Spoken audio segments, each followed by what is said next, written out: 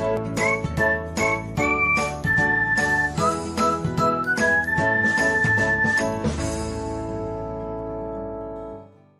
everyone, welcome back to another episode of Technologyglance. Today, in this video, I'm going to guide you through how you can change distance units to miles on Telegram. So, let's get started. Firstly, open Telegram app in your device. Then tap on three lines icon. Next, tap on settings. After that, tap on chat settings.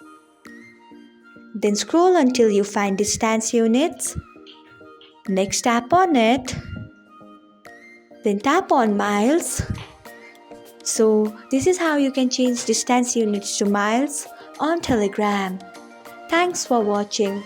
If you found this guide helpful, we would love it if you hit the thumbs up button below. We upload great new tech tutorials like this one every day, so do not forget to subscribe to our channel and hit the bell icon so that you'll never miss another update.